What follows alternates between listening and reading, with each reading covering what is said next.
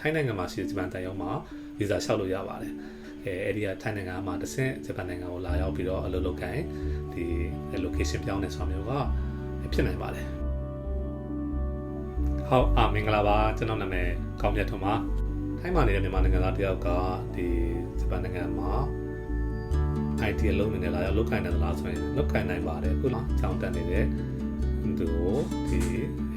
ဖိတ်ကျွန်တော်တို့ပဲနားခံနေတာလေးရှိပါတယ်နော်စီရီလျှောက်တဲ့အခါမှာဒီအခြေခံအဖြစ်ဆိုရင်သူကမြန်မာနိုင်ငံကမှာရှိတဲ့ဂျပန်တန်ရုံးကနေပဲဒီဗီဇာဝင်ရမှာဖြစ်တယ်ဆိုပေမဲ့ permanent နေထိုင်နေတဲ့ဒီလူတယောက်အနေနဲ့ဆိုရင်ထိုင်းနိုင်ငံမှာရှိတဲ့ဂျပန်တန်ရုံးမှာဗီဇာလျှောက်လို့ရပါတယ်ဒါပေမဲ့ visit visa ကျွန်တော်တို့လက်ရှိလောလောဆယ်တည်လို့ဆိုတော့ visit visa နဲ့လာပြီးတော့ထိုင်းနိုင်ငံမှာခဏနေတာမျိုးဆိုရင်တော့လျှောက်လို့မရဘူးပေါ့နော်ဆိုတဲ့ပုံစံမျိုးတော့ရှိပါတယ်ဆိုတော့ဒီထိုင်းနိုင်ငံမှာနေ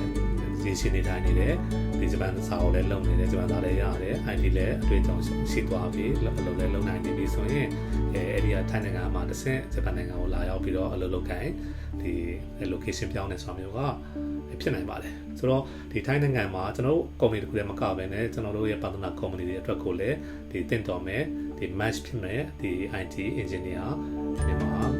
ပညာရှင်တွေပေါ့နော်ဆိုရှိနိုင်မယ်လို့ယူဆတယ်အဲဒါကြောင့်မို့လဲကျွန်တော်ဒီတစ်ခေါက် seminar လုပ်ဖြစ်ခြင်းဖြစ်ပါတယ်